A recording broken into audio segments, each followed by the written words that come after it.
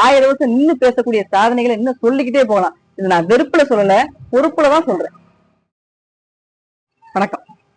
தமிழக முதல்வர் ஸ்டாலின் ஐயா அவங்க செஞ்ச 5 வருஷ சாதனைய 1000 வருஷம் நின்று பேசுன்னு சொல்லி ரொம்ப மார்த்தட்டி சொல்லியிருக்காங்க. நீங்க மார்த்தட்டி சொன்ன விஷயத்த மக்கள் எல்லாம் கை கொட்டி சிரிக்கிறாங்க. இது உங்களுக்கு எவ்வளவு பெரிய அசிங்கம். அண்ணா பல்கலைக்கழகத்துக்குள்ள நடந்த மாணவியோட பாலியல் வன்கொடுமையும், கோயம்புத்தூர்ல நடந்த பெண்கள் பாலியல் வன்கொடுமையும், இன்னும் தமிழகத்துல ஏனைய இடத்துல இருந்த பெண்களுக்கு நடந்த எதிரான குற்றச்சாட்டுகள்லாம் இன்னும் 1000 வருஷம் தமிழ்நாட்டுல நின்னுதான் பேசும். வட மாநிலத்திலிருந்து பிழைப்பு தேடி வந்த இளைஞரை கொண்டாங்க. அவரோட மனைவிய பாலியல் கொடுமை செஞ்சு கொண்டாங்க. அந்த 2 வயசு குழந்தை என்னங்க பண்ணுச்சு? அந்த 2 வயசு குழந்தையும் கொண்டாங்க. இதெல்லாம் அடிப்படை காரணம் என்ன பாத்தீங்கன்னா, போதை கலாச்சாரம். போதை அதிகரிக்கிறதுனாலதான் இந்த மாதிரி தப்பு எல்லாம் நடந்துருச்சுன்னு சொல்றாங்க. இந்த போதைன்னு சொல்லும் போதே இப்போ திருத்தணியில நடந்த அந்த ரயில்ல ஒரு பையனை வெட்டியே அடிச்சு எவ்வளவு சீரழிச்சு அதை இன்ஸ்டால வேற விளம்பரம் போட்டாங்க.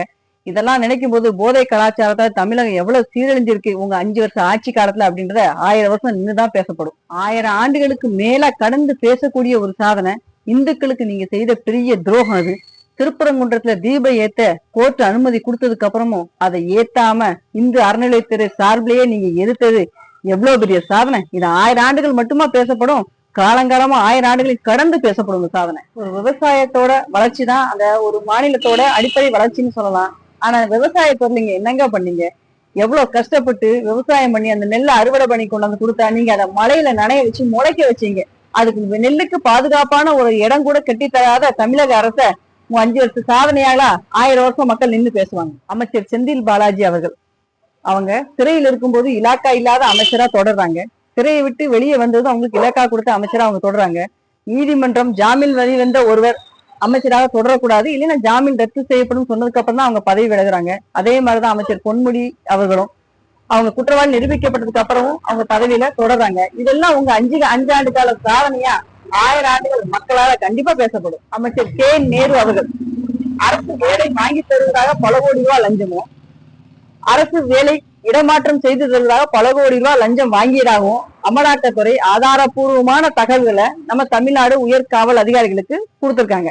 அவர் மேல எஃப்ஐஆர் பதிவு சொல்லி பல முறை அமலாக்கத்துறை சொல்லியிருக்காங்க. ஆனா இதுவரைக்கும் அவர் மேல எந்த வழக்கும் ஒரு எஃப்ஐஆர் கூட பதிவு பண்ணப்படல இந்த திமுக அரசால. இந்த சாதனை, இந்த 5 ஆண்டு கால சாதனையில மக்கள் 1000 ஆண்டு காலம் பேசாம இருக்க முடியுமா என்ன?